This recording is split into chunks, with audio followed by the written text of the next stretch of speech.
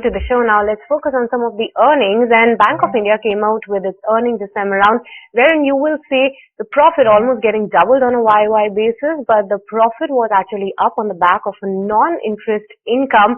That is one-off that the company recorded on the back of the sale of the investments that contributed 1,717 crores versus 115 crores on a quarterly basis. So there was a drop on the profit figure, and also the NIMs have actually declined a bit on a sequential basis. So let's understand what is the outlook ahead. And onto the show, we are being joined by Rajneesh Karnatak, MD and CEO at Bank of India. Hi Rajneesh, a very good morning and thank you so much for joining us today on ET Now. Firstly, congratulations on taking over as the MD and CEO. And within a week of your joining, your bank has posted a record profit of 1,350 crores. So tell us what has been the major contributors of the same this time around.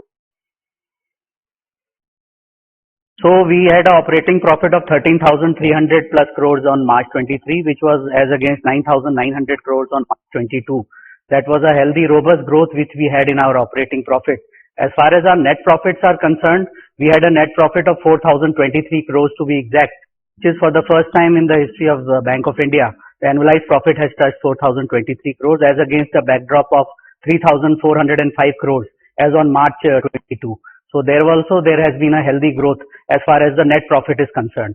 So as you asked that what was the reasons, the basic reasons were the NIMs were better for the bank and the growth was there, credit growth was there, and we could also improve our costings and reduce our costings, cost of deposits and other costs, because of which the profitability improved for the bank overall.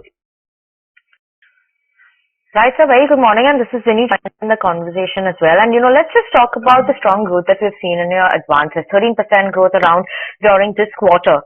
In terms of the guidance for FY2024, what can we expect from the advance growth? Where do you see this heading now? Yeah, so gross advances increased by 12% plus financial year. The guidance we are giving again at around 11 to 12% for March 24, for the reason being that the base is now high, and because of the high base, we are giving a muted guidance of around 11 to 12%, and we are confident that we'll be achieving that guidance for March 24. Okay, tell us what is the situation on ground on your corporate credit side. Can you just give us a breakup between the corporate and the retail in the guidance you are giving for the next fiscal? So we had an operating profit of 13,300 plus crores on March 23, which was as against 9,900 crores on March 22. That was a healthy, robust growth which we had in our operating profit. As far as our net profits are concerned, we had a net profit of 4,023 crores to be exact, which is for the first time in the history of the Bank of India. The annualized profit has touched 4,023 crores as against a backdrop of 3,405 crores as on March 22. So there has been a healthy growth as far as the net profit is concerned. So as you asked that what was the reasons, the basic reasons were the NIMs were better for the bank and the growth was there, credit growth was there, and we could also improve our costings and reduce our costings, cost of deposits and other costs, because of which the profitability improved for the bank overall. Just could you talk to us about, will you be able to bridge the gap that you're seeing between the credit growth and the deposit growth, and what is your guidance for the deposit growth for the next year? So as far as this is concerned, this year our March 22 deposit was 6,27,000 crore global deposit, which we closed at 6,69,000 crores for March 23. As far as the CASA percentage is concerned, we had a very robust 44.73% of CASA. So there was a growth in CASA also in absolute numbers. So as far as bulk deposits are concerned, we constitute only 10% of our total term deposits as bulk deposit. All other deposits are all retail term deposits. The gap will not be much this year because we are trying to have a very healthy CD ratio, credit deposit ratio. So we are very much confident that whatever the resources are required for raising for the growth in advances, we will be raising it through our strong franchisee, which is a 5,100 plus branches of Bank of India. Another very important thing is that we have a very strong franchisee as far as the customer base is concerned. We have a 7 crore plus customer base, and we are very much confident that whatever the resources which are required during this financial year, growth to the business, that will be achieved. Okay, Rajneesh, what is your guidance for the deposit growth? Will you be able to bridge the gap? You have told about your deposit, but with this, you also have plans to improving your key ratios in terms of ROA and ROE this particular fiscal. Talk to us about that. What are the numbers you are seeing for these two ratios? So as far as ROA is concerned, our ROA we closed for March 23 at 0.49 and the guidance for it would be 0.73 for financial year 24.